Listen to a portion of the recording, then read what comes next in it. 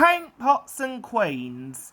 The stations on the line were being painted. The engines were surprised. "The Queen is coming," said the painters. The engines in their shed were excited and wondered who would pull the royal train. "I'm too old to pull important trains," said Edward sadly. "I'm in disgrace," Gordon said gloomily. "The Fat Controller would never choose me." "He'll choose me, of course," boasted James the Red Engine. "You," Henry snorted. "You can't climb hills. He will ask me to pull it, and I'll have a new coat of paint. You wait and see." The days passed. Henry puffed about proudly, quite sure that he would be the royal engine. One day when it rained, his driver and fireman stretched a tarpaulin from the cab to the tender to keep themselves dry. Henry puffed into the big station. A painter was climbing a ladder above the line. Henry's smoke puffed upwards. It was thick and black. The painter choked and couldn't see.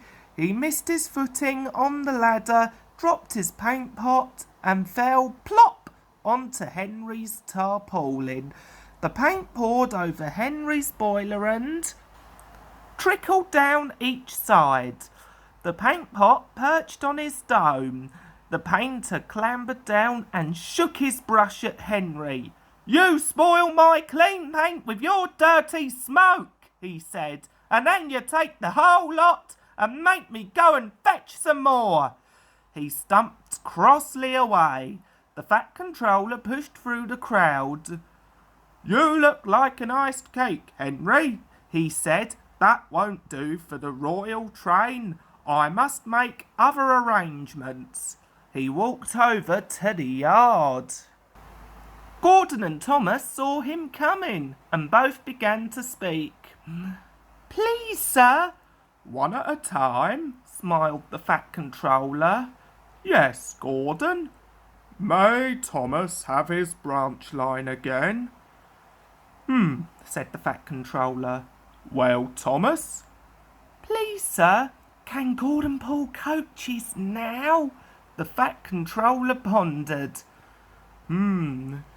You've both been quite good lately, and you deserve a treat. When the Queen comes, Edward will go in front and clear the line, Thomas will look after the coaches, and Gordon will pull the train."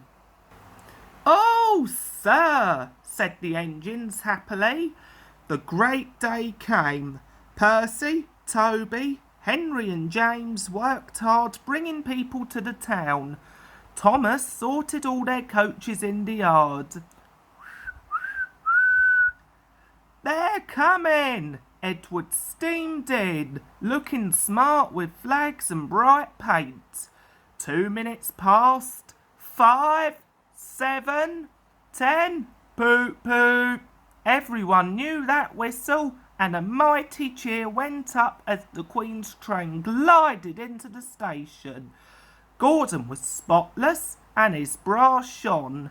Like Edward, he was decorated with flags, but on his buffer beam he proudly carried the royal arms. The Queen was met by the Fat Controller, and before doing anything else, she thanked him for their splendid run. "Not at all, Your Majesty," he said. "Thank you."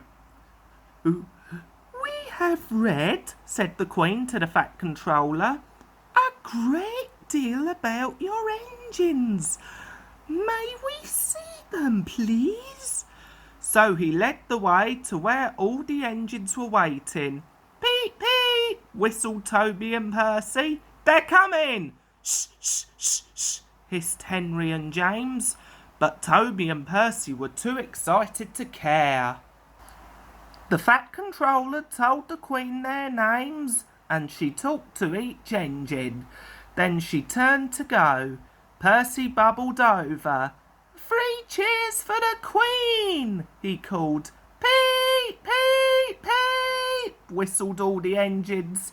The Fat Controller held his ears, but the Queen, smiling, waved to the engines till she passed the gate.